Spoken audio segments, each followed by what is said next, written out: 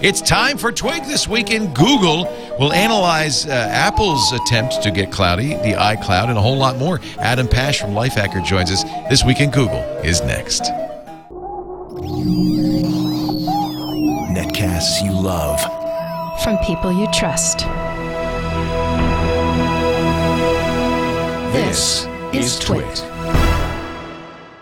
Bandwidth for This Week in Google is provided by Cachefly. Cachefly.com.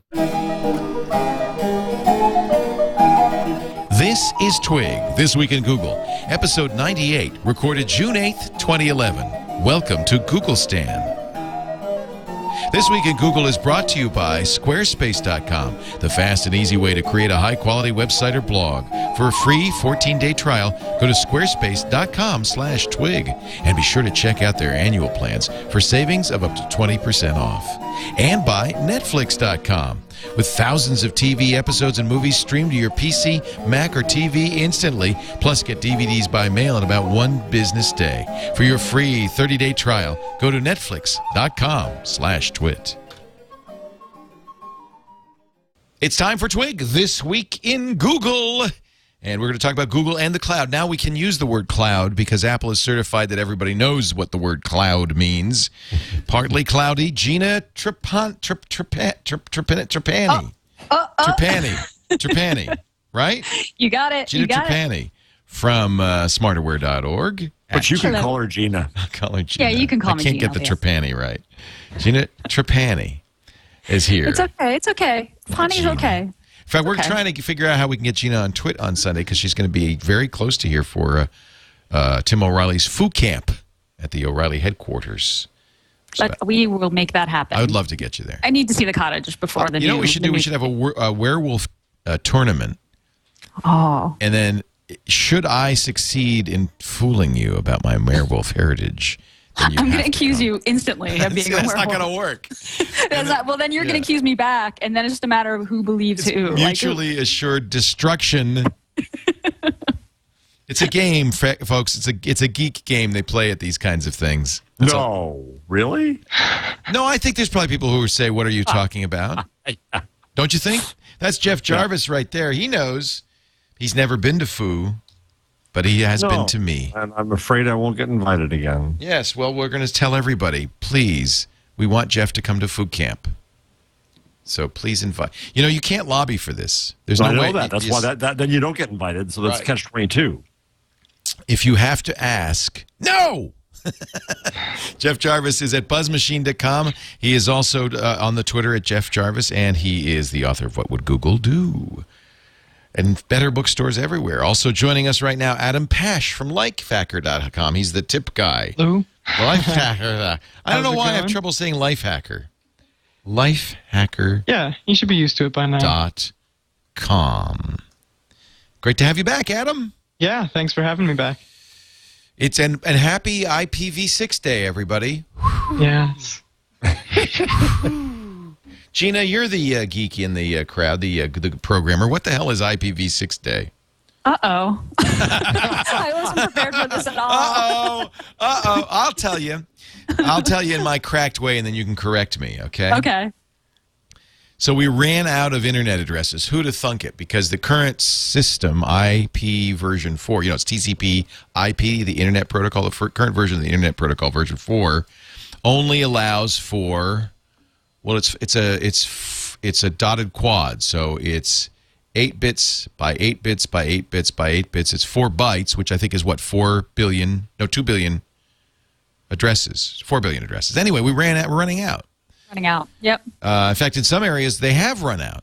Not because there are that many internet devices, but what happens is whole blocks of addresses get assigned to universities, internet service providers, and there are some universities that have, like 400 million addresses.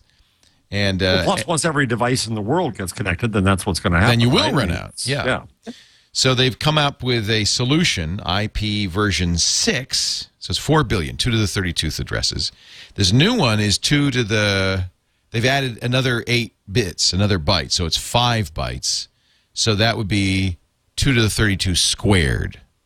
It's a lot. It's, in fact, they say more addresses, not squared. I don't know. I'm 2 to the 128th. That's what it is. It's so many addresses. It's 128 bits. So it's so many addresses that you could give every molecule in the galaxy its own internet address, and you'd still have some left over. In fact, so many addresses that... How many addresses? It's a lot of addresses. So many addresses that there's a company called Hurricane Electric, which has become kind of a big proselytizer for IPv6, he.com, that will give you an IPv6 address. Actually, they'll give you a block of addresses. They'll give you a block of addresses so big that it's actually bigger than the current IPv4 total universe. Free. They just give it to you. So today is a test day in which many websites, including Facebook and the Google, will offer IPv6 packets to see if it breaks. And so far, I think we're going all right, right? We're doing pretty well, right? Nobody, Google predicted fewer than 1% errors. That is 1% of people not being able to reach their site because their router is misconfigured or their internet service provider is misconfigured. Google's doing it. Yahoo's doing it. As I said, Facebook is doing it. I'm looking. I don't see current numbers, but the estimates were maybe as many as 1 million people. Yeah, I think I saw like 0.3, 0.4%, which I think amounted to about 1 million total of like 2 billion. Still, that's a lot. Users. 1 million people who can't get to a website is a lot. Yeah. Of the however many billion. Well, this we'll see. We'll see. I also think one of the big things for the switch is it gets rid of, or it's trying to provide unique IPs for like every device, right? As opposed to get around a lot of the problems with like NAT and DHCP, where you've got a route internally, and to get to a device, then you have to go through a router. I think isn't the goal also with IPv6? It expands the protocol and improves the protocol from IPv4, and it does give you, or aims to give you, like direct devices, direct connections to devices, direct addresses for devices without having to do all that routing. Most people, it's really not designed to see if end users are broken. Most people won't see any problem. But the IPv6 in general, that transition, part of that is so that you don't have to deal with all the hassle. Right. You don't have to be like a network admin to get your devices all connected at home and stuff like that.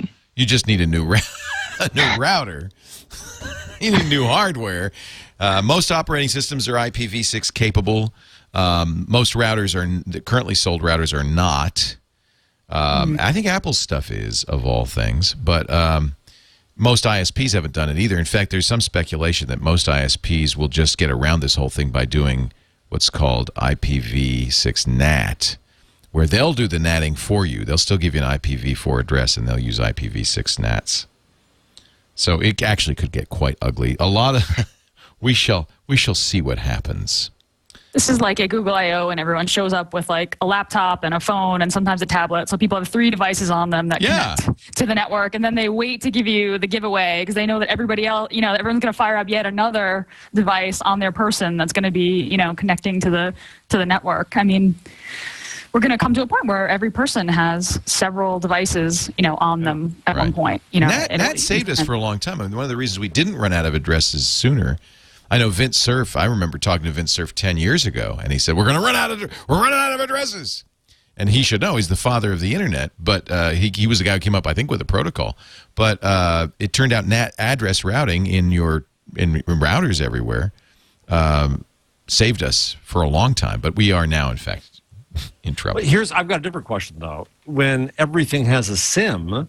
Your car now has a SIM. I'm carrying 3 or 4 devices that have SIMs. You, Leo, carry 40 devices that have SIMs. We are going to, and they all have phone numbers, which I don't necessarily understand why they need to, but we're really going to run out of phone numbers, aren't we? Yeah, that's an interesting point. We have 10-digit phone numbers.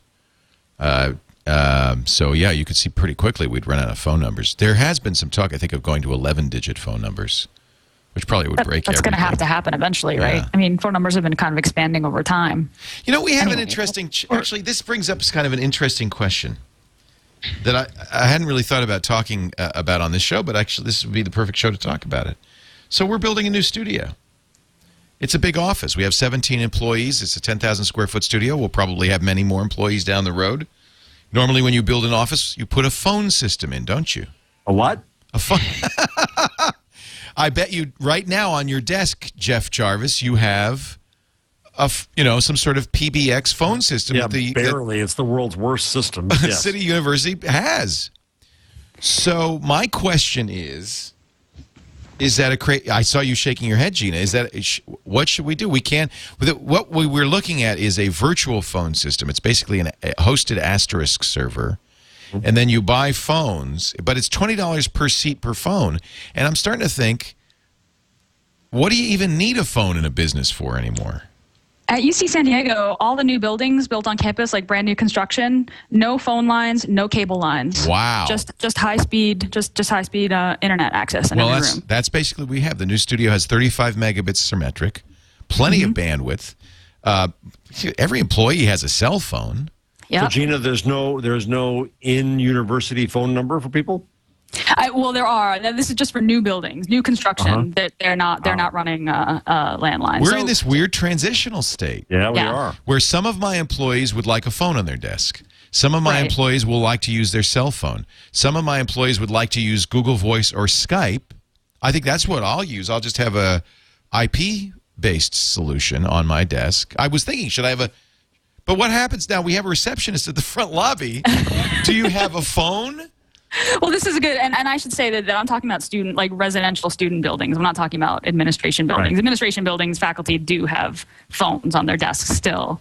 But I thought it was a really interesting choice. We have we have a virtual service right now called Grasshopper. It's an 800 number. When you call it, it doesn't ring any phones here. It just rings whatever. So everybody's got an extension on it, and you tell it what to ring.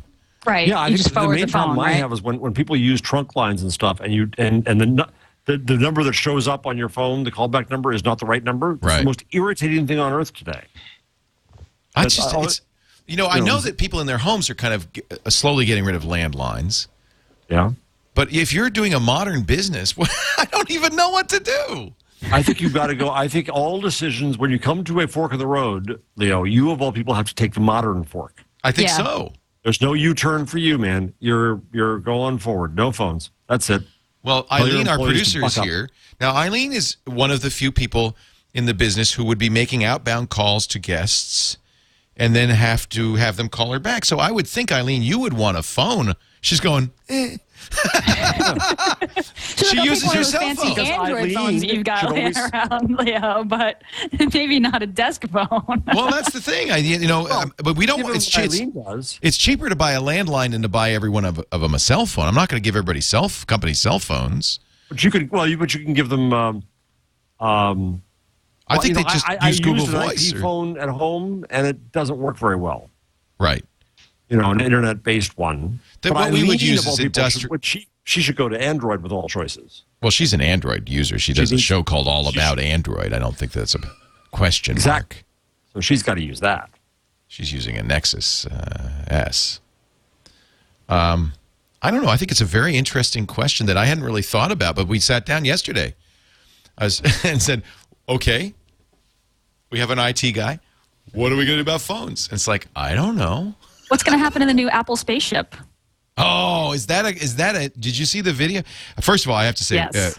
Steve was on stage on Monday at the WWDC, and by the end, he seemed I felt really bad for him. He seemed very tired. He was very thin, very frail. There's a very touching picture on the San Francisco Chronicle got of him and his wife at the end of it, and it's a beautiful, moving picture, but I have to say, very sad. And now we see a video of Steve. I guess he's still got a lot of energy, pitching this Cupertino City Council on building a spaceship. It's like a round pentagon. It's a donut. The presentation was as if he were presenting the iPad. Like, the presentation was just very familiar, kind of Steve style. These are these incredible numbers that you can't possibly disagree with. We're putting more trees in. The cadence was very similar to his consumer product launch presentations. Should I play a little bit of this? It's on YouTube. Sure. No, I guess it was. It must have been on the local city council channel or whatever it is that they have in Cupertino. This is Steve Jobs addressing the Cupertino. Let me see if I can get this going here. City council. I get one car here. By the way, there's nobody in the audience. Oh wow! If anybody knew he was going to do this, well, maybe they closed it off. Oh, I thought people showed up after. It's just I him. thought I saw people. He's just sitting in the front row there. The Apple CEO, Mr. Jobs, to be here and sharing the information with us. Welcome, Mr. Job. Mr. Job, and then the train whistle. You can use There's a couple people. There. Here comes Steve with his bottle of water, his black turtleneck, and his skinny jeans. jeans. Light agenda tonight, just to highlight your presentation. Oh, good. Well, I don't have much of a presentation. I mostly just came down to tell you something. All right. And get your feedback on it. Yeah, I think this is the wrong video. This is not the right video? Apple in my parents' garage 30 years ago. I don't think so. How many times has he gone to talk to the Super Cupertinos? Because he definitely gave it like a keynote. At the one I watched, I don't know. Maybe I No, watched you're right. You're right. It's the wrong one. That's what I've been told. Chat room. Let's go to the Wall Street Journal. They've never steered me wrong. Or how about the San Jose Mercury News? They have to have the right video. All right. Link in the chat room. Oh, thank you, chat room. YouTube. I showed the wrong YouTube video, so that's another presentation. So you can actually watch Steve Jobs present to the... It looks exactly the same. At this time, we have ceremonial manners and presentation, and it is my honor to call. I'm going to take a little things out of order, and actually, it's under oral communication. And as you know, Cupertino is very famous for Apple Computer, and we're very honored to have Mr. Steve Jobs This was a come love here tonight fest, by the way. to give a special presentation. They wanted free Wi-Fi, free iPads. I mean... Oh, yeah, there's an audience here. Okay. Do you think they had Apple employees in the front row, as they do at Steve's other keynotes? Welcome, Mr. Jobs. It looks like you have a fan club here. Thanks, yeah. Thank you.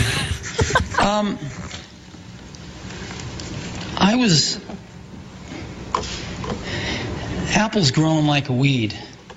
And as you know, we've always been in Cupertino.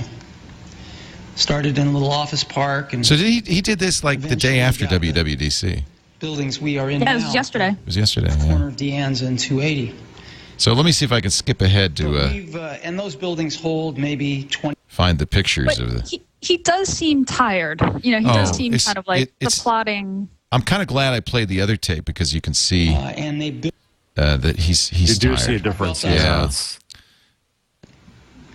So this is the site. They bought a large parcel from Hewlett-Packard. And they're going to put a giant ring. It's a donut. It's like the Pentagon, and only it's a circle. It's a pretty amazing building. Let me show it to you. It's a little like a spaceship landed. But there it is. It is. Look at it. And it's got this gorgeous courtyard in the middle, but a lot more. You know, this won't be let's done take a closer look until at it. 2015. You have to think that in some ways he might think this is his legacy, you know? This is... Yeah. And so it's curved all the way around. As you know, if you build things, this is not the cheapest way to build something. There's not a straight piece of glass in this building.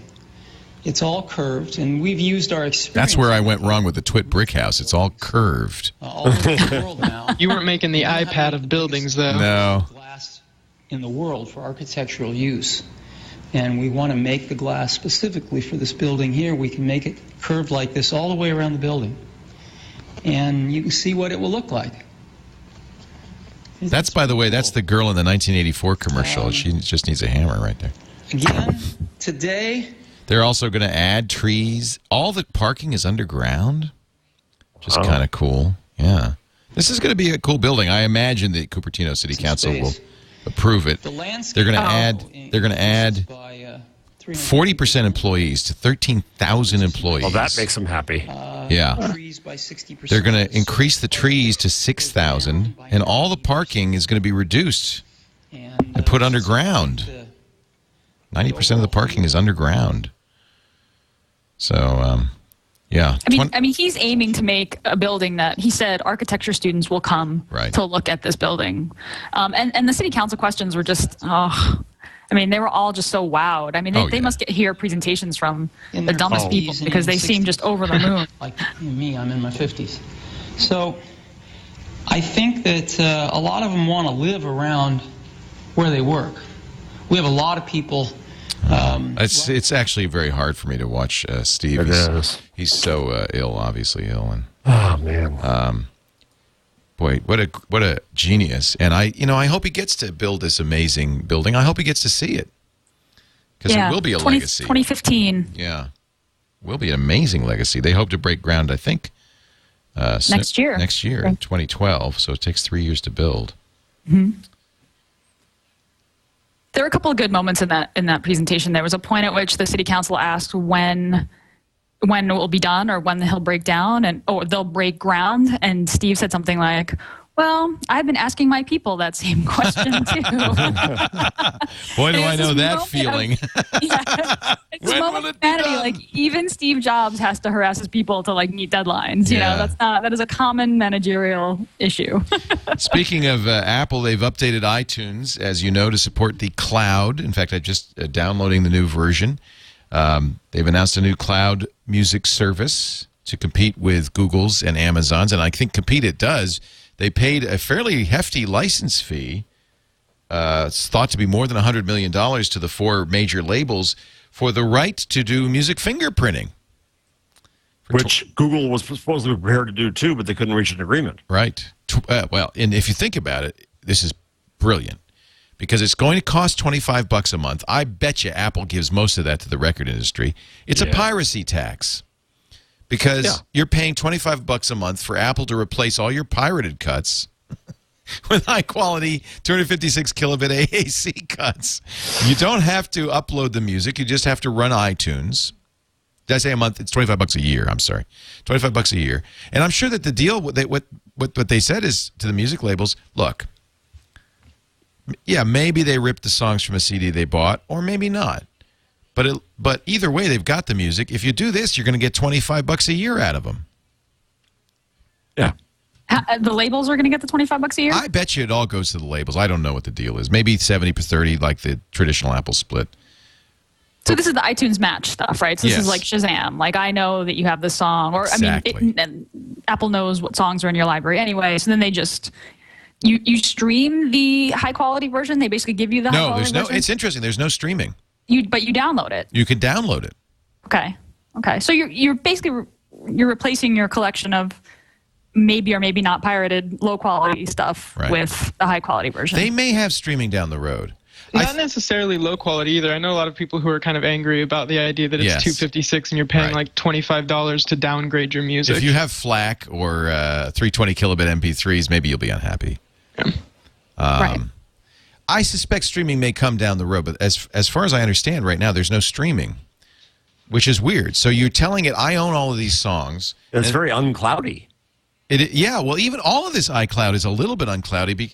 And this is unclear. Again, we won't know until iOS 5 comes out later this year, probably September. But it what they kept saying is, whenever you put something on the cloud, it downloads it to every device. It's like Dropbox.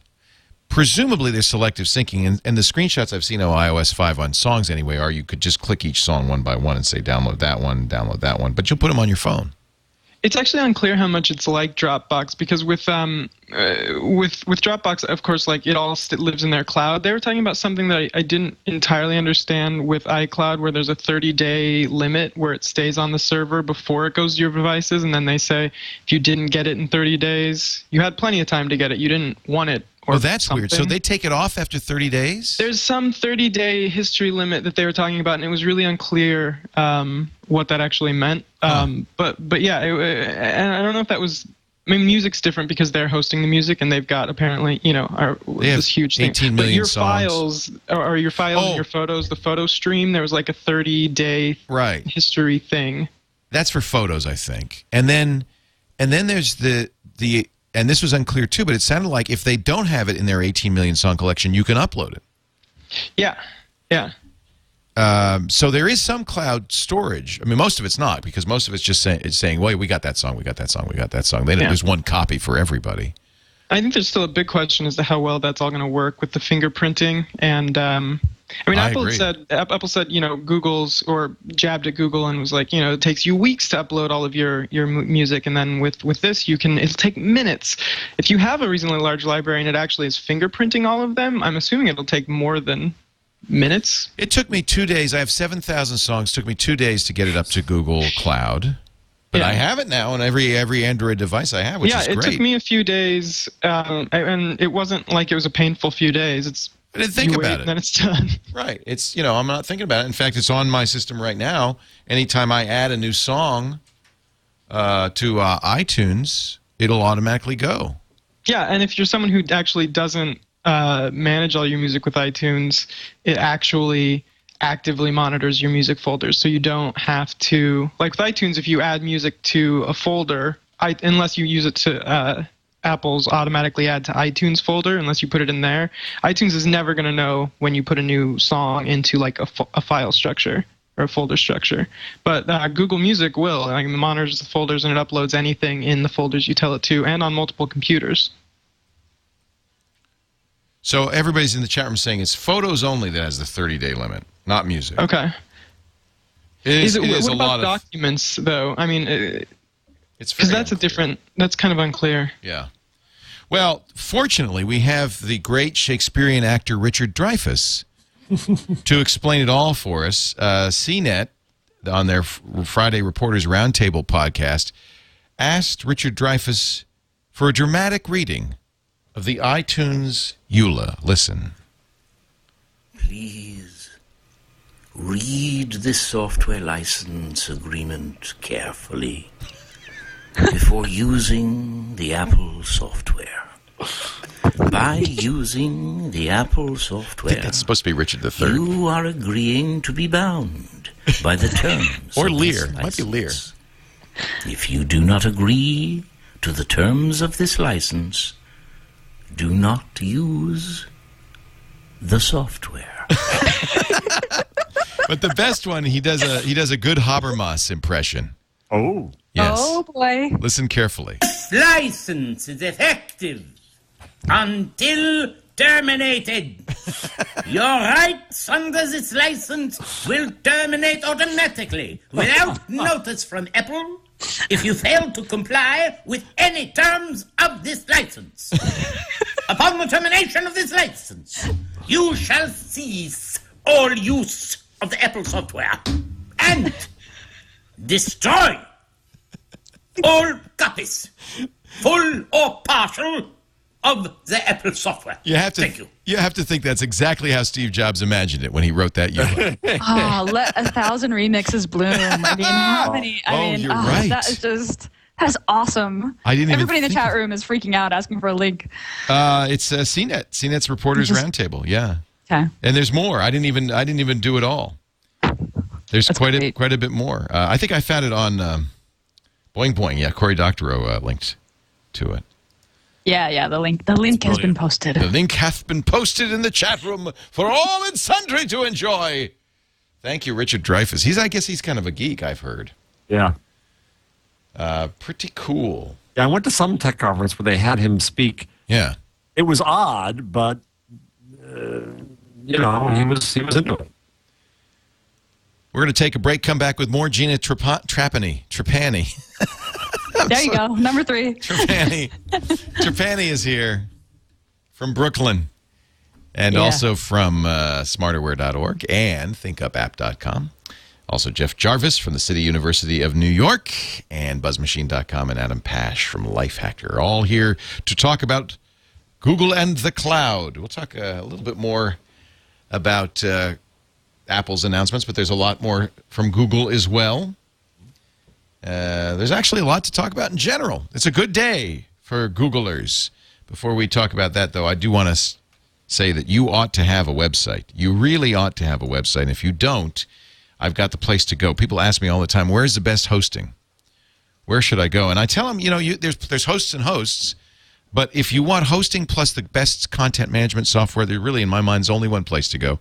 Squarespace.com/Twig. Squarespace is the secret behind exceptional websites. It's hosting, yes, and very, very high quality, really good uptime. They handle, get the slash.dig twit effect very well. It's very hard to bring down a Squarespace site because they have virtual server technology that just flips on bandwidth as necessary. They have, but also, I think this is really important.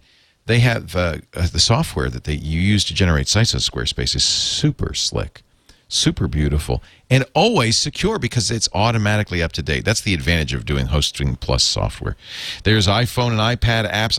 I keep lobbying for the Android app, and I know it's coming soon. There's great stats, templates that just are gorgeous, and the beauty of the templates is you're not stuck with 60 or so templates because they're infinitely customizable without your knowing any JavaScript or CSS. You just slide things around, and it's just very simple to use. Now, if you do happen to know JavaScript and CSS, the sky's the limit. You can customize it in any way you want. In fact, when we set up our inside.twit.tv blog, we made sure it looked like the rest of the Twit material, and that's totally easy to do. If you don't have a site, you need a site. If you have a friend that has a business that doesn't have a site, this is a place to go. Starts at $12 a month, but you can save money by looking at their long-term subscriptions as well. Great for photographers if you're an artist of any kind. Your portfolio site's on here. In fact, go to squarespace.com/twig and then click the examples button to see all the different beautiful sites people do with Squarespace. Squarespace is the secret behind exceptional websites. Squarespace.com/twit. I just picked one. This woman is a graphic designer and a custom chalk letterer living in Brooklyn. And she does these on the street. That's chalk. Yeah, Brooklyn. Yay, Brooklyn. Go, Brooklyn. So this is so cool. Squarespace site. So you could get we should get this. Look, this is like what people do on there. So this is Sterling Cooper Draper Price. Mad Men Holiday Soiree 1965. That's funny. So this is her portfolio. This is all in Squarespace. The Wes Anderson, Brooklyn, St. Mark's Avenue. This is fun. 243. And it just goes away? What? It's on the sidewalk? It's chalk. Well, sometimes it's like, you've seen these in menu boards in restaurants and stuff. Or at bars, like over the bar and that kind of thing. Weird. Isn't that cool? Anyway, my point being, not so much this, but this is a Squarespace site, and that's the beauty of it. If you are looking for a great site, please just visit squarespace.com/twig. Click that green button that says try it free, and you can try it for 2 weeks without a credit card or anything. You just set up a site, play with it, get to know every bit of Squarespace and see if it's what you want to use. Squarespace, and I love the examples. It's a nice place to go. Squarespace.com/twig. We thank them so much for their support of our show. This Week in Google. I'm kind of sad. Remember that Google had google.com/Apple and google.com, or I guess it was /Mac, and google.com/Linux, and they had google.com/Microsoft. These are all specialized search sites. And Google's just posted on their blog yesterday, we're going to kill those because, frankly, you don't need them. I'm just seeing if I go there now if there's anything. And I'm sure they just didn't have very much use. Nobody used them. I stopped using them a long time. Yeah, so this is google.com/Mac. It just takes you to the main Google page or /Linux. But it was just kind of a restricted Google search. Yeah, they're all turned off already. No specialized search services.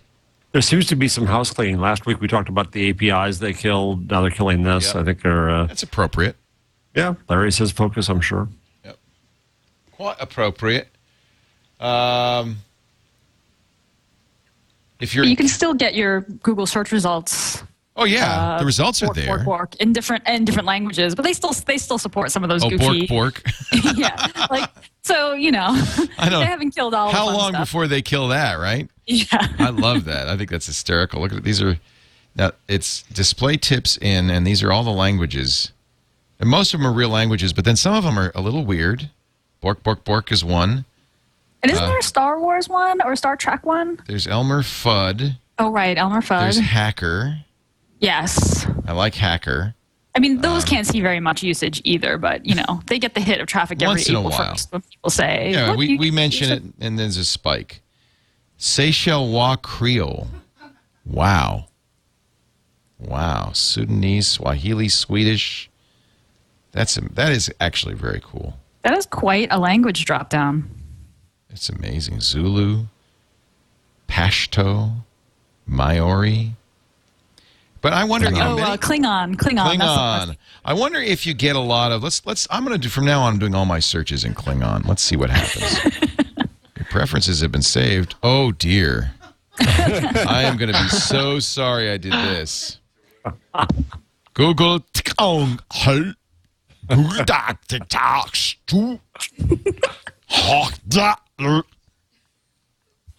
is. Wait. Does it do it if they do the audio thing where it reads to you out loud? Do they have that in Klingon? I doubt it. Google Translate? Maybe. Would that be wonderful? How would I do that? Could I? If you go to translate, google.com/translate, you can pick from all their drop downs. But I've looked at it. They normally announce when they have new languages, and I don't. No Klingon there.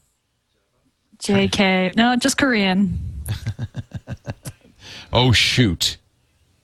They'd have to get some, but there are people who speak Klingon, right? You could get somebody to do that. Too bad. You don't need, you just need a computer. Now I've got a problem because I have no idea how to turn that off.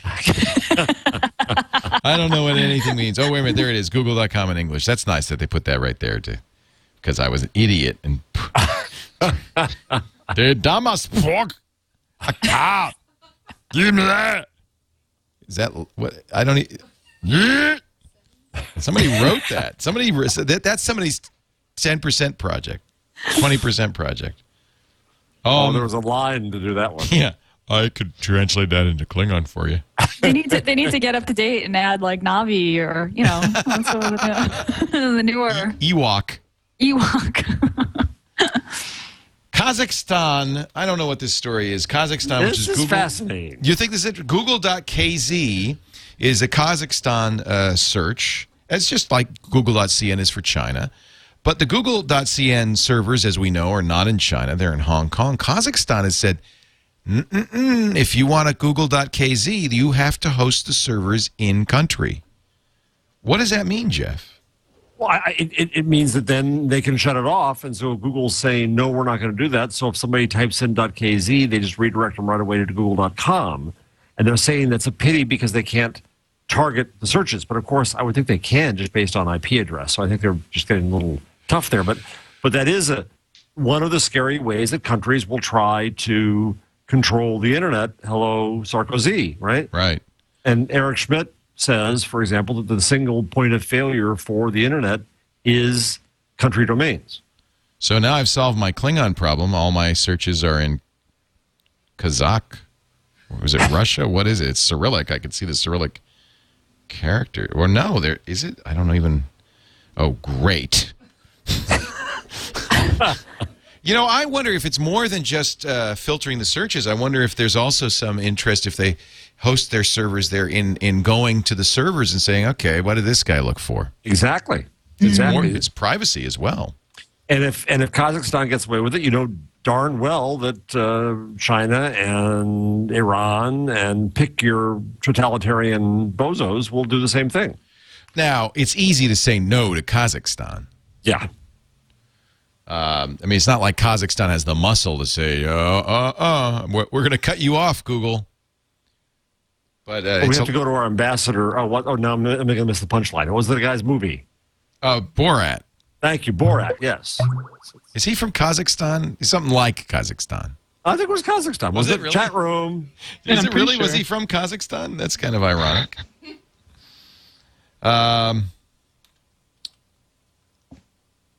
We're still talking about the chat room's like, what language did Greedo speak? We're still talking about you shouldn't really mention Star Wars stuff because then they go off track so very easily.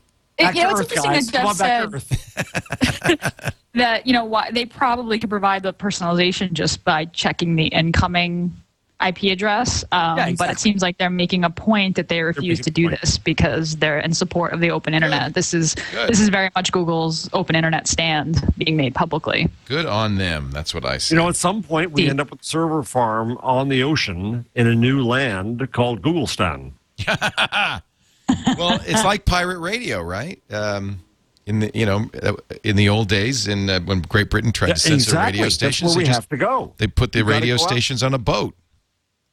So you go out to the water-cooled, wave-powered server farms or server ships now, and I'd move to Googlestan. Would you? Yeah.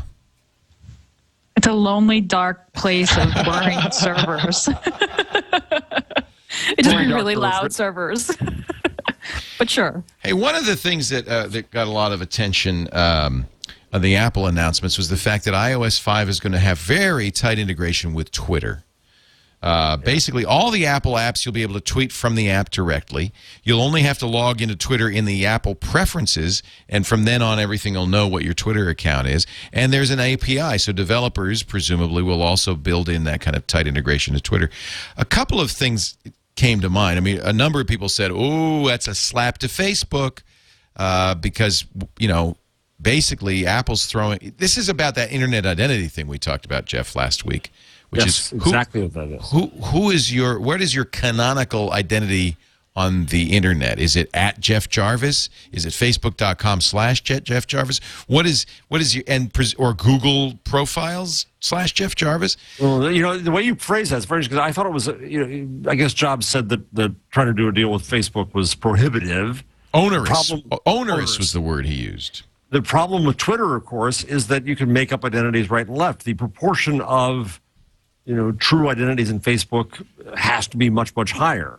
Oh, absolutely. So, right? So there's an advantage Facebook has because those are real identities. But do we care if we're, I have multiple Twitter accounts for different purposes. Me too. And it would make sense for me. Well, first of all, I hope Apple allows multiple accounts. Well, why do they need to? Well, they're using it. So they're not using it. The advantage of Twitter is I can use it as a published name to the world. Right. The advantage of Facebook is it's a more verified, really me. Right. The irony of what Apple did here was what they really need is a verified you so that they can have a unique account. Well, I'd like to, for instance, in news applications, I want to tweet to my news link Twitter feed. It's called links for Twit, links_for_twit. And then, but for personal stuff, I want to do it to Leo Laporte. So when I take a picture of the kids, I want it to go to Leo. Maybe I even will have different feeds depending on, is this for family? Is this for public? I hope Apple supports that. This sounds like the kind of customization you're not going to get out of Apple. Ain't going to do that. Yeah, that sounds like a nerd problem. Yeah. Well, I don't know if it's a nerd problem. I think it actually addresses kind of exactly what you were just saying, which is at Facebook you have a canonical identity that's you. Right. And on Twitter, you may have multiple, because it's a publishing medium. Now, but I had another thought about Twitter. I thought this is publicly, the Twitter folks are probably going, yeah, that's great for Twitter. Privately, they're going, oh, crap. Because now they can't change their API, right? They can't. Apple is, in effect, frozen. If Apple is using the API, remember Twitter keeps changing the ground under these third-party developers. Yeah. Well, it can't do that anymore. Why not? Because Apple has turned Twitter from a company to a internet system. You know what I'm saying? It's a utility now. Well, they may be slower to deprecate and change existing methods. A lot slower. Yeah, because they're going to have to get Apple's buy-in on that, right? Right. But I mean, if the main thing is that you're just using it to tweet from like applications and stuff, I feel like it's pretty limited. Maybe, but it may be. I mean, Android is. The funny thing is, about 3/4 of the things Apple announced on Monday are already in Android phones, including the notification system. But on an Android phone, and some people don't like this, you can use Twitter with your contact lists to provide additional details, as you can Facebook. Pictures or phone, Facebook has phone numbers. Twitter doesn't have a lot of personal information.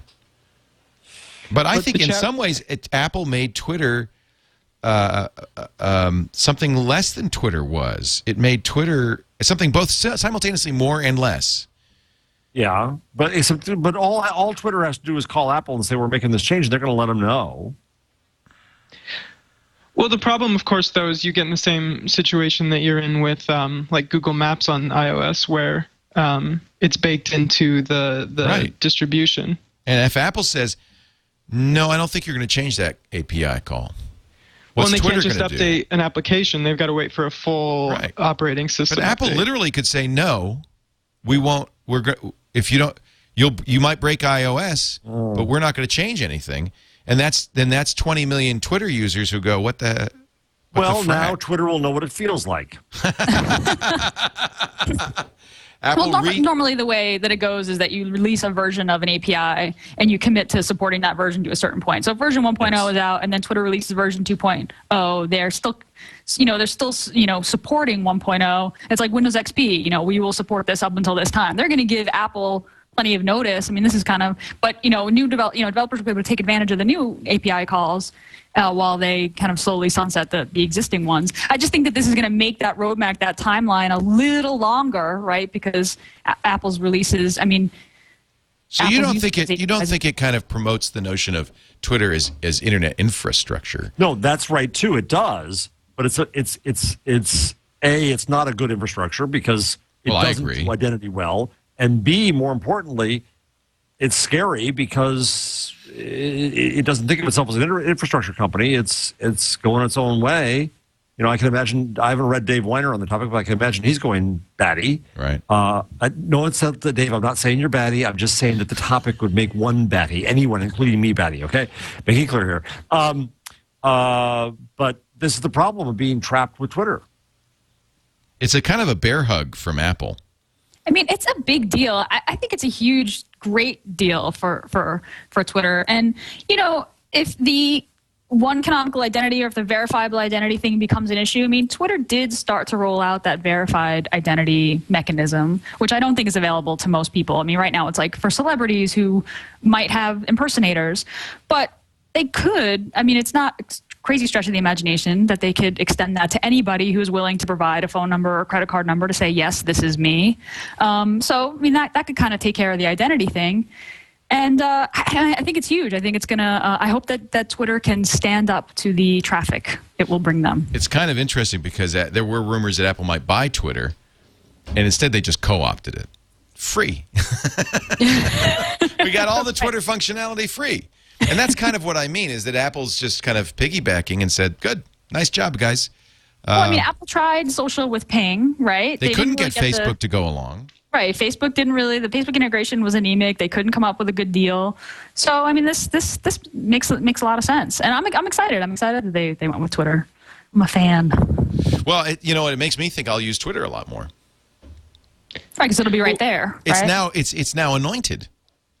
So What's actually interesting, though, is that Twitter is now being integrated into the operating system, but then there's all those other applications which were extremely popular applications like Instapaper or Camera Plus and whatnot. Bye-bye. That they couldn't, they could have bought or they could have integrated in some way, but instead just took the best functionality from those things and sort of made their own versions. I mean, if I'm Marco Hyman, I'm not happy about it. He's the guy who created Instapaper. But from the point of view of users, it's great that that Instapaper functionality is built into into iOS 5. Marco's attitude it's sort about of the same problem as Twitter. The Twitter sphere deals with the developers where Twitter has a new URL shortener, and now URL shorteners are all freaked out because they can't, and all of the stuff that Twitter. And then it's sort of like Apple doing similar things, but not with Twitter, where Apple probably knew they couldn't accomplish that and decided just to go with the big horse. Yeah, Adam, Gina and I have this back and forth all the time where Gina is the nice one and I'm not. My fear is that if I were developing, I certainly would never develop anything around Twitter now. Right. Not like what you're doing, Gina, where you're adding on a kind of back end. Oh, but wait a minute! Doesn't this make something that uses the API? This makes you a little bit more comfortable with it because now Apple's offering in effect a Twitter API in iOS 5. Oh. So now you're not piggybacking on Twitter; you're piggybacking on Apple, piggybacking on Twitter. And I'm saying Apple's a bigger, Yeah, but that doesn't affect Bitly. That doesn't affect. The photo services that got screwed last week. No, and as Adam mentioned, Twitter announced today that they're going to build into their web client, they're going to build into T.co shortening, although you could still use Bitly or the others. Yeah, here's the thing about that. What gets me about that is that the proportion, I don't know what the number is, and I think there is a number somewhere. It's a vast majority, though, isn't it? Well, no, but the vast majority of people don't use the web client. Use third-party clients. Yeah, and so I won't notice that. I mean, my Echo phone will still use my own shortener. Right. Well, but remember in iOS 5 now, when you go to the preferences and you authorize Twitter, there's also a button that says install the Twitter app. Oh, I finally get it. Okay, so that's what this is. That's what, because Twitter can't stand using all the. So this is actually the deal with Apple is a way to now screw all of the third-party apps. Well, it's good, but that's what I kind of meant was it's great for Twitter but it's also in some ways bad for Twitter because now they're more of an infrastructure service than they are a company. But it also means that they're the plumbing. Everything on top of them now. Right. But because they're the plumbing, Twitter. See, that's the irony. That just shows Twitter is not a platform. A platform is something you can develop on top of. Interesting. Well, now the question is, how do you monetize? So I really like Marco's take on, what did he say? This. He basically said that he's cautiously optimistic about the fact that Apple built this functionality into Safari because he, as a small kind of one-guy shop, he has a really hard time explaining what Instapaper does and what the value is. And he's pretty convinced that Instapaper is better than Apple's implementation. So he feels like by Apple rolling this functionality out to more people, it'll get a much larger audience. More people will understand the value of what it does and what Instapaper does. And when they're hooked, they're going to look for something that's a little more powerful, and that's going to open up the market for him. I agree. I think that this is kind of a similar thing, and I think that this is why Twitter went with, the use our one canonical, start with our one canonical iOS app. It is the best, and this is what you should start with. Because I think then once you have power users have multiple accounts and want different kind of functionality, then they start to look for the TweetDecks and the Echo phones and the kind of more advanced kind of power tools. So you can look at it as this is a way to open up the market and make it easy, easy on-ramp for newcomers. Or you can look at it as Apple just ate my lunch. And I like that Marco said, I don't feel like Apple just ate my lunch yet. I'm cautiously optimistic that this is going to make Instapaper more understandable by a lot more people and maybe open up the market because his customer base he feels like is potentially much larger, but that because it's hard to explain what Instapaper does and he's one guy. Well, right, because there's a lot of Windows users, there's a lot of Chrome users.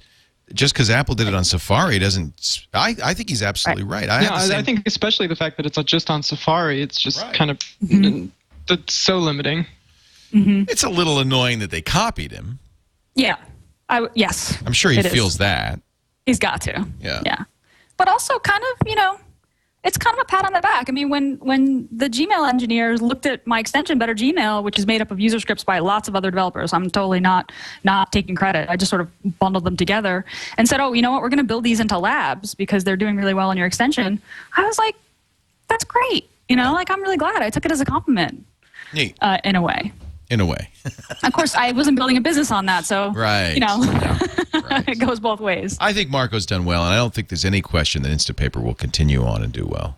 There's no doubt. And in fact, people like us, I think I will always pay for Instapaper and continue to pay for Instapaper or whatever. I mean, I bought the apps. I didn't need to buy the apps, but I bought them just to support Marco. I think it's such a great thing.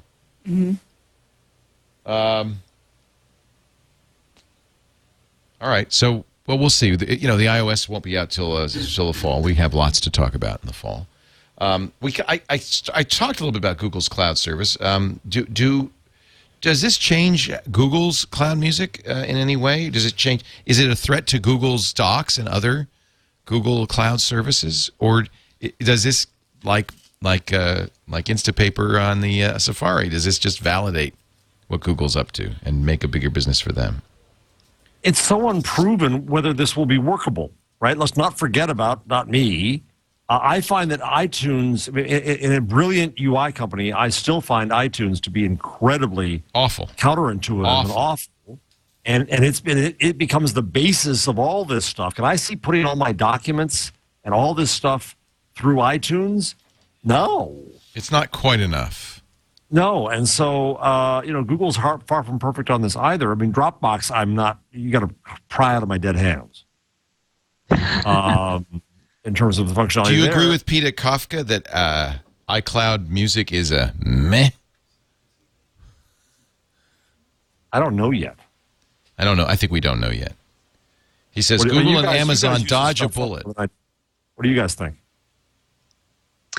Yeah, it's hard to say. I'm not even sure yet. I didn't even realize I'm a bad tech news follower. I didn't realize that 10.3 is out. iTunes 10.3 is out now. So is iCloud is available in 10.3? Supposedly, that's now? what it says in the upgrade. It's basically just the purchases. So anything that you've purchased, that like being able to download it to all your iDevices and Apple devices is live. But the iTunes Match isn't live, and most of the iCloud stuff isn't live in it. So I'm looking at the new iTunes now. So you're saying, Adam, I can go to the iTunes. What's this? iBookstore now on iTunes. So I can go somewhere and say download everything I've bought on other systems? I think that you... Oh, yeah, look. Here's a new link. Purchased. Yeah. Okay, let's click that. So these are all the songs I've ever bought? And now I can... And apps and books. And apps and books. I believe. Yeah. Oh. So, and now this has been a long time in coming, right? Yeah, it's about time, for crying out loud. Everybody else has done this. Not exactly innovation. I mean, this is Amazon's locker kind of, right? Or this idea that if you buy a digital thing like that, Apple will take care of it, will hold it for you, between devices. So here's a button that says, this is everything I bought, and this is the stuff that's not currently in my library. So these are all the songs that are not currently in my library that I have purchased. Can I now just download them? Yes, I can. There's a little cloud icon, and it says, yeah, you can download Disco Zones, Dragostea Dinte.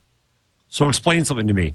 When I want to next sync my phone and get audio files on my phone, am I doing that through a cable or am I doing that through the cloud? Not until iOS 5, but in iOS 5. In iOS 5, does it eliminate the sync cable? I would imagine that you still could use the sync cable. Just in the same way that with Google Music, you can... It doesn't eliminate it because they even say specifically you can use iTunes or you can do it from via the because part of what I do, obviously, is I have a limited amount of space on one of my iPods, and so I decree what goes there versus other devices. Well, you have some device dependent. You have some granularity, but not much. You can either do it song by song or all of the above. Whoop, that's the wrong picture. There it is. Song by song or all of the above. Yeah, you see, I get more granularity with the present iTunes. Right, because you can have this is checkboxes. just with iTunes. I'm assuming that. I mean, you can still. I'm assuming you can still sync to your iPod or whatever selectively, if you so choose. It's feeling meh to me. This is all of the crap my kid has purchased. So, you definitely. I'm not going to want to download all, but if I say, oh, there's one song I like, that's the advantage of having one account for the whole family, right? So that's actually interesting because I've been playing around with Google Music a lot, and in Google Music, they do have it's all based on your Google account, and you can only stream, according to a Google Help page that I ran into when I was going through the JavaScript, you can only stream to one place at a time, or that's what the page said. So if my kid was streaming, I couldn't. Yeah. Yeah, at least that's what the help page was explaining. That makes sense. That I was looking at. That actually makes sense. But then it's problematic if you share a library. What do you do? Right. Do you run multiple instances of the uploader tied to multiple accounts? I think this is one area that Apple actually has done very well. The App Store is a good example. Once you buy an application on the App Store on OS X, then it's available to all your other computers as well. Basically, everything's a family license.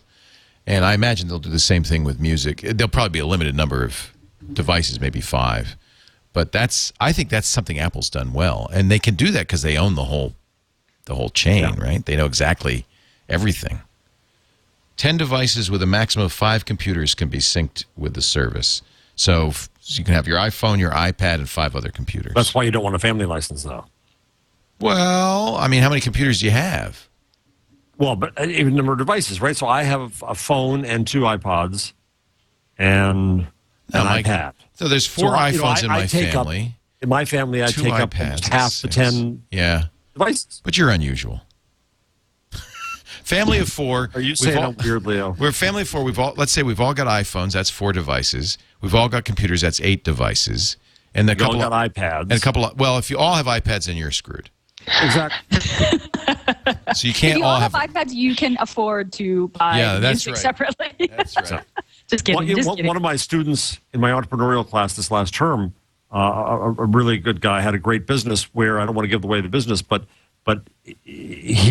Fred Wilson and his wife Joanne came and they judged the class, and he had happened to use Fred's music to feed something wonderful out of his algorithms and systems. I'll just leave it there. And the funny thing was, as soon as he showed on the screen, Fred and Joanne are both there, and Fred said, well, that item came not from me because my wife, because we share the same account. He said, if it's ridiculous torch songs, it's all Joanne. And so what happens is, if you want to get a picture of Fred's music taste, his taste is very urban. You can't. Yeah. Because they mixed it in. So there's a problem mixing into when you get to an age of personalization, when these become signals of what you like that's usable elsewhere, you don't want to mix in with your family. Yeah. You want to be you. I want to be me. But you also, there's the other side of the problem where your kids are buying the same songs you've already bought. That doesn't happen very often, though. Yeah. It's come to think of it, what was I thinking? The one time that I bought, back in the days of CDs in the car, I bought a hip-hop CD. My son just wanted to throw out the window that I'm not allowed to do that. Yeah, that's my turf. Creepy. It was creepy for me to do that. No, I'm totally convinced the only reason my son listens to hip-hop is because it drives me crazy. That's good enough reason as any, right? Every generation has to have something, right? Annoy your parents. Yep. How do we annoy our parents? And I feel sorry for them because there's so few things that annoy us compared to our generation. Facebook has kind of, without much fanfare, turned on face recognition on your Facebook account, and the default is on. So I'm interested to hear what Jeff thinks about this, Mr. Public Parts, about the idea that that Facebook can suggest to others, this looks like Jeff. Do you want to tag him? It ain't easy to find this setting, by the way. No, it's not. They as usual, they mess that up, and you got to go way down to find the setting to turn it off. You got to dig. But again, it sounds bad. Facial recognition is turned on secretly. What does it mean? Well, it means that it's not much different from us. The three of us have a picture together. Four of us have a picture together, and somebody comes along and they recognize any one of us and they put it in there who it is. I can't. So the computer helps that process. I mean, it doesn't bother me, except that you can turn it off. It's on by default. It's a bad PR move. Yeah. Picasa on the desktop actually does that. It'll recommend facial recognition to you. Google does it too. Oh no! and I think those same things sync to Picasa web albums, I believe, if you use it. Right. So it's the same, in other words. It's yeah. Though I mean, the difference, of course, is that you don't have to sync to web albums, and that convenience is local and not broadcast. Right. Small difference. Here's the check kind mark. Of important. Here's the check mark. It's actually right on the front page of privacy settings. Let friends of people tagged in my no, that's not it. Yeah, that's it. Is that it? Let friends of people tagged in my photos and posts see them. No, that's not it. Where is it? Customize settings. Control how you share. I'm looking. Control how you share. It's privacy settings, and then privacy I think it's settings, and then customize settings at the bottom. Customize settings. Yeah, and then from there you go down to suggest photos of me to friends in the there it things is. Others suggest share. photos of me to friends.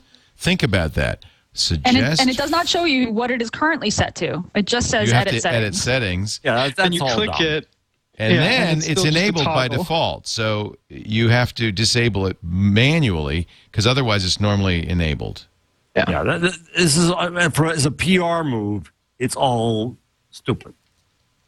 As a reality, Mr. Private Parts doesn't think it's that bad. What about you, Gina?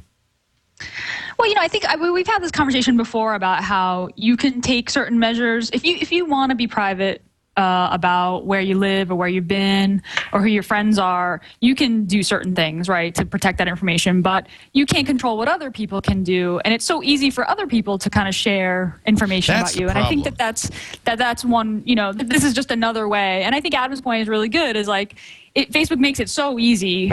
The whole Picasa thing is like download, scan, upload. I mean, Facebook makes it really easy. So I'm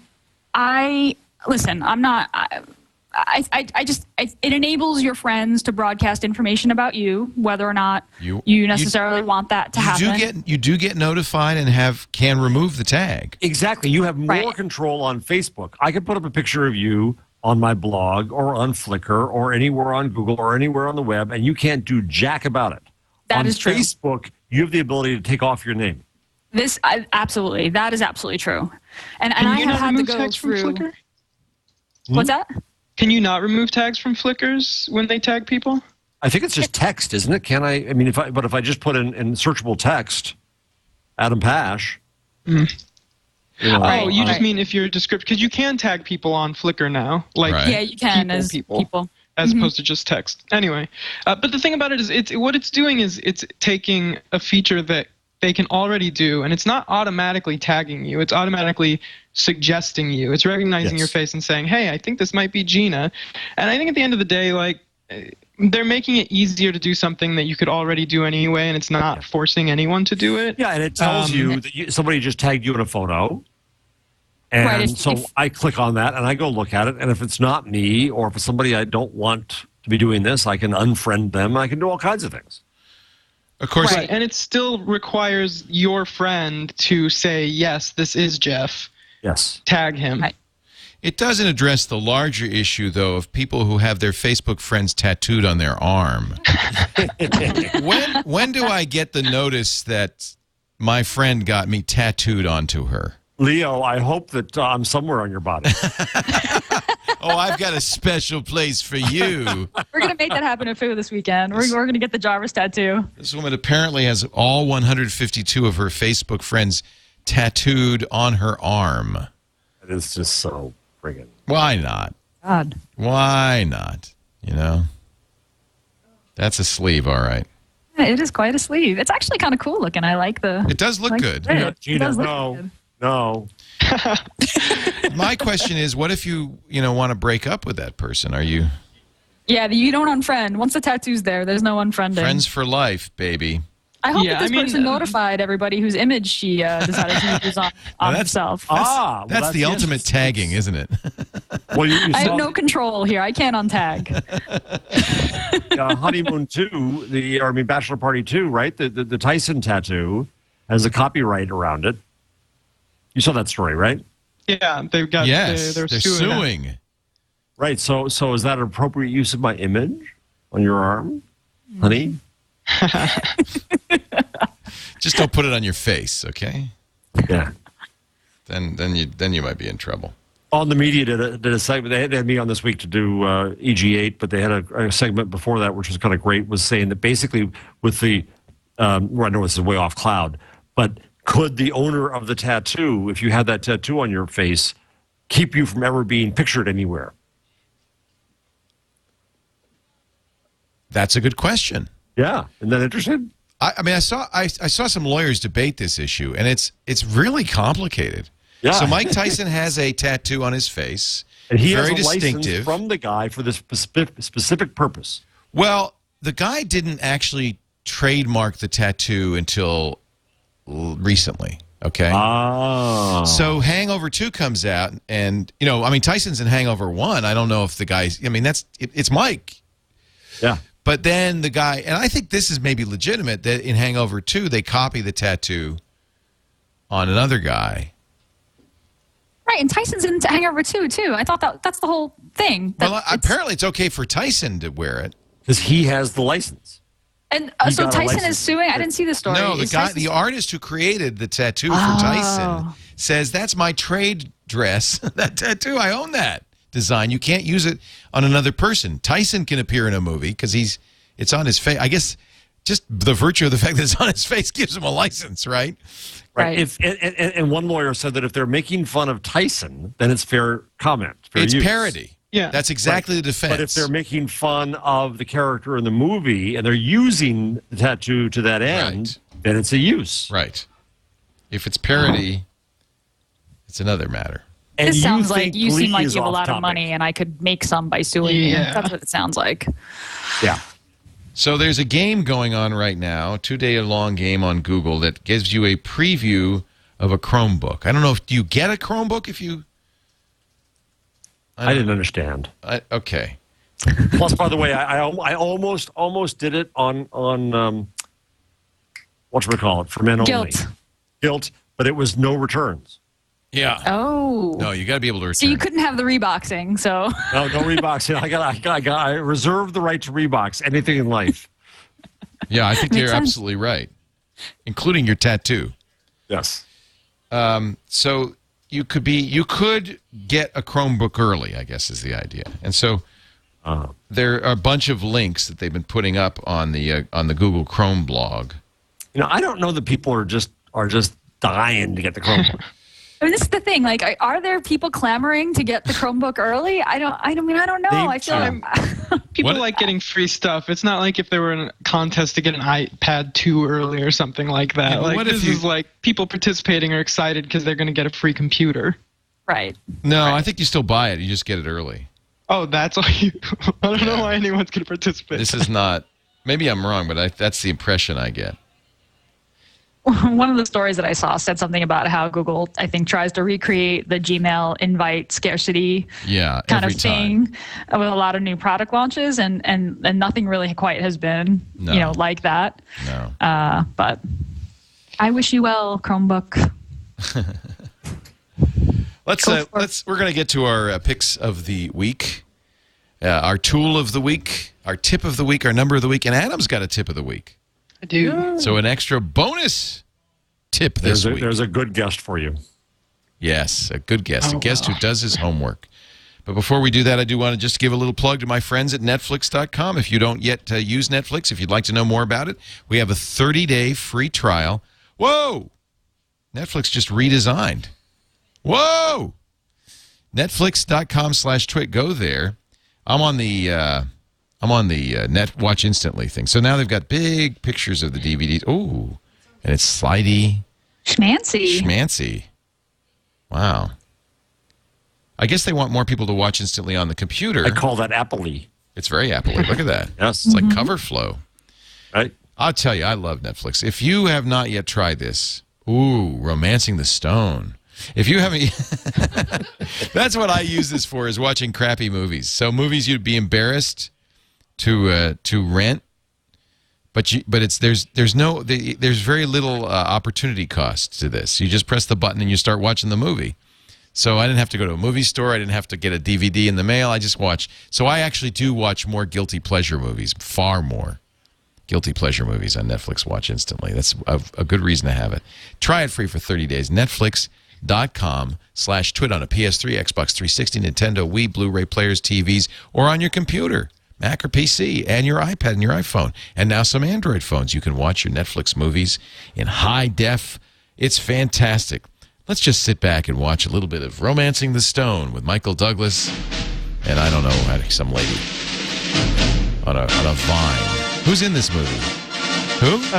Kathleen Turner. Kathleen Turner. That's actually, she makes this movie. In the good days. Yeah. Oh, I like her now. Is this banned from YouTube? Yeah. Oh, yeah, wait a minute. Thank you. Stop. It's a Michael Douglas production. A Robert Zemeckis film. See, this is what I love. See, enough. We just did a little bit. Fair use. We're just trying to get people to join Netflix. Netflix.com/twit. And you can see the rest of this movie. And a lot of other stuff. I tell you, I literally every night now, I watch Netflix streaming. It's so great. All right, time for our tool of the week from Ms. Gina Trapani. Our tip of the week, I should say. Tip of the week. Google Calendar rolled out a new feature called appointment slots, which lets you define blocks of time on your calendar where you're available to take appointments. So, and you can say what kind of time slots. You can say I'm available from 1 to 4 on Thursday and half-an-hour slots, and anybody can come kind of book a time, which is really cool. Something I really enjoy, because I try to batch my meetings into groups so I can just knock them out one right after another. So you can set that up now. And actually, I'm looking at my calendar, and I don't think I have this yet. Yeah, I think it's a slow rollout. I don't have it either, but I think it's one of those couple of weeks things. It's good if you're a hairdresser or you do manicures, but you would use this, Gina, like for making dates with people. Yeah. Oh, am I frozen on Skype? That's awesome. It's a good picture, too. I like it. Oh, yeah. It's really flattering. I love it. I'm just going to leave it there for a while. John Borthwick of BetaWorks used to use this all the time. I forget who it was he did it with, and they eliminated it. But he would publish his availabilities, and if he said, yes, let's meet, he would send you there, and you pick a time, and you put it in, and that was that. Yeah, there are a lot of services that do this. So it was convenient. Yeah. I don't know the problem I have with the overload. I mean, Leo, if you did that, everybody would say, but Leo, I just want 5 minutes. Right. I don't have a slot I see you have 5 minutes there. Yeah, that's why I don't have slots. No. Yeah, it's good for like office hours. Like if I want to be kind of available, my developers come set an appointment, that kind of thing. Yeah, it's a good thing. Yeah, I don't see it on my. How would I know? I don't even know. When you click to create a new event, it would show up as like a possible option in that box. Cool. Did you know that you can create events via SMS text messages? Yeah, it's crazy. Google Calendar has a lot of like hidden stuff like that. That's awesome. Yeah, it's amazing. So I can text GVENT and add something to my calendar. And you can text that short code today and get your list of appointments, or tomorrow and get your list of appointments via SMS. It's crazy. Sorry, my video's out. My button is. I actually pay for a service called Dial to Do that I might not need anymore, especially because of Android Dictate. By the way, wasn't that interesting that Apple did not add that to iOS 5? There's some rumors that maybe they planned to and then weren't able to make a deal with Nuance, but there's no. Currently, anyway, there's no voice dictation to iOS 5, which is a big feature in Android. Mm-hmm. They did add the notifications, though. They totally copied the Android notifications. But I'm fine with that. They needed to do that. There was a just terrible system.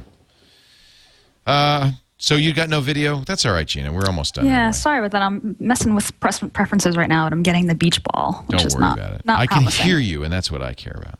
Good. Meanwhile, Adam's going to give us double the money, double the tips. Adam Pash from lifehacker.com. Go ahead.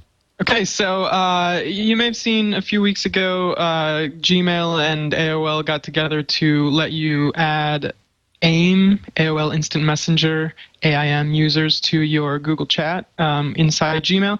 So if you use Google Chat with to talk to people, but you also have AIM buddies and whatever, you can import them into your Google Chat. So you don't have to have a separate chat client. You can chat with them all from there.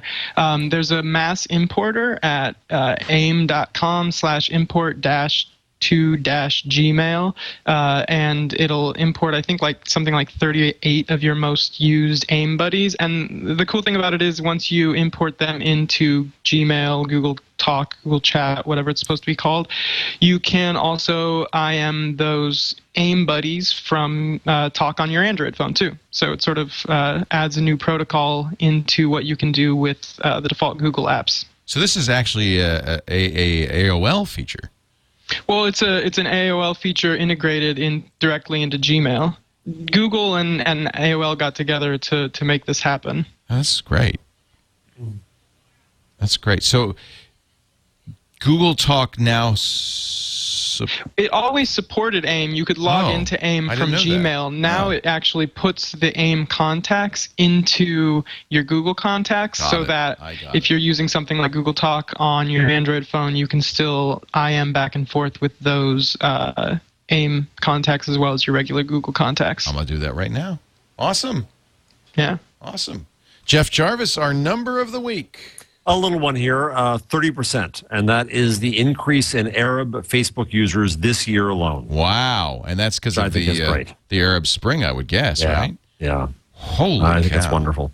I went to the Personal Democracy Forum the last 2 days, which was great, and they had a lot of folks from Tunisia and Egypt and so on there.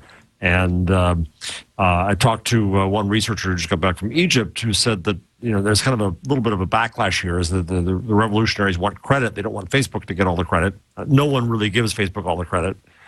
There are those who say that we do, but no one does. But she said you just can't tell this story without telling Facebook, without using Facebook. It's part of the story. That's awesome. That's really awesome. My tip actually piggybacks on a news story. I don't know if it's a true story or not, but a rumor from Engadget that the Google Maps tool would soon allow you to or the Google Navigation, I guess it's Google Navigate, would soon allow you to download maps and have in other words, give you offline access, a la TomTom, or Garmin. It'll actually turn it into a real GPS. The only thing missing right now from Google Navigate is the fact that you have to be online to use it. If that happens, that's a stunner. Google Navigate can cache, though, right? Like it will download and cache. But you're kind of not in charge of what it's doing. Yeah. Yeah. That's just a rumor. My tool is actually only available for people who live in Brooklyn. And San Diego. And San Diego. They must have known you were there, Gina. I was like, this never happened. I was so thrilled because San Diego's never on the list of cities that these things get rolled out in. It's and in San Francisco. So it's a very useful thing in San Francisco because Muni is never on time. So now you can actually know how long you're going to have to sit at the Muni bus stop waiting for the bus to come. It's transit schedule information built into Google Maps. I think this is about time. I really am thrilled to have this, and I imagine they'll roll it out in other places soon enough. But what a nice feature. I guess it probably isn't everywhere because the transit system has to have some sort of way of signaling where the bus is. Is it just schedule or is it current location? No, it's current. It's current location. So, I mean, so delays each bus has to have some sort of transmitter on it, right? I mean, how else could they do it? Right. So that's the point. Is that I think you know it's only going to happen in municipalities where they've got that infrastructure already there. But what a nice idea. In other words, Petaluma, we're not going to know.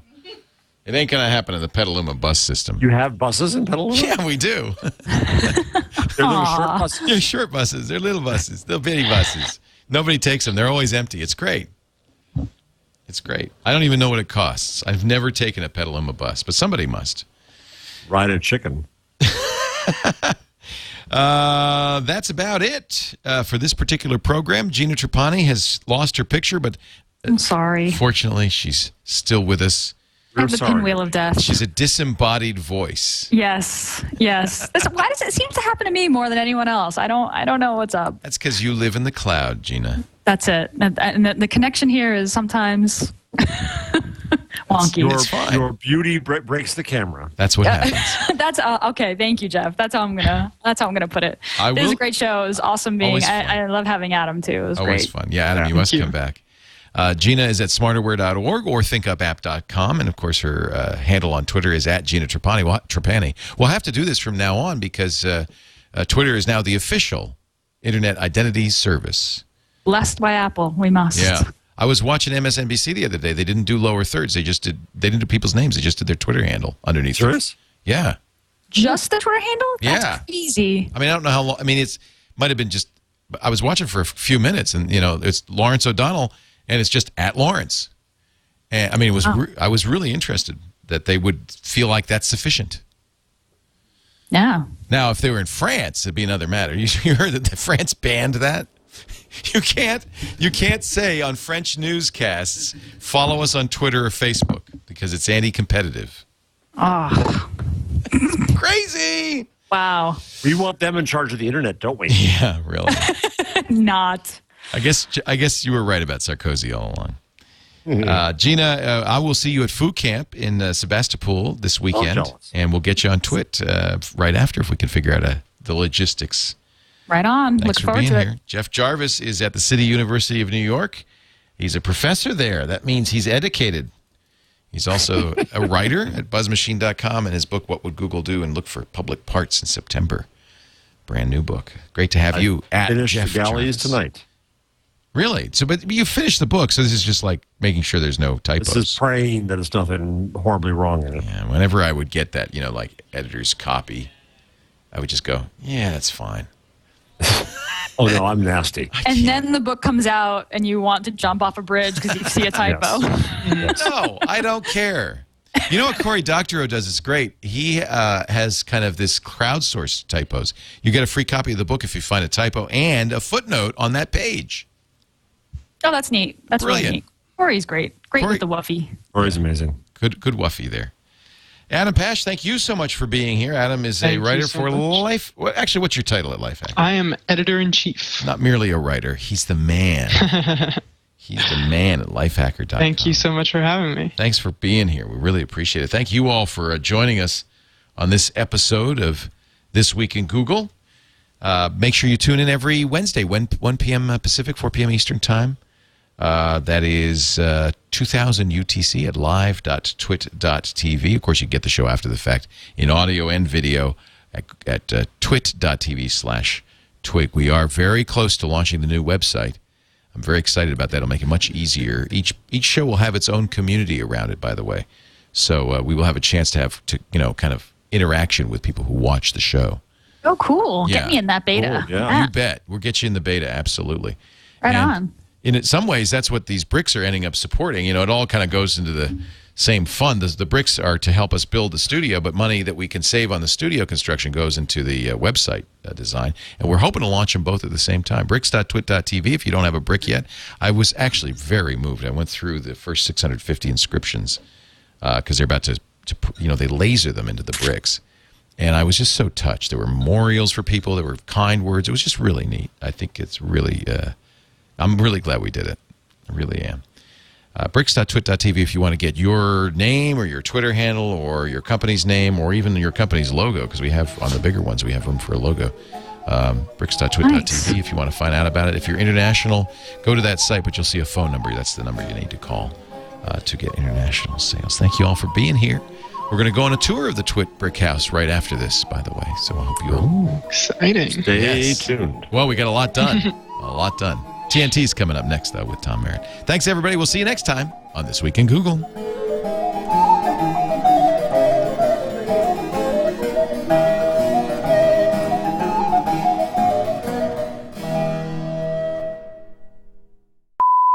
Who's that?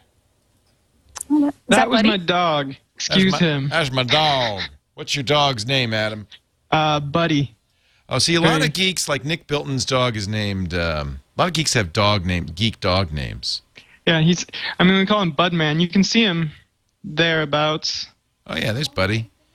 Is he, what is that, a Pekingese? He is probably miniature pincher and maybe a Chihuahua blend. He was a rescue who showed up on our doorstep, so we don't really know. He chose you.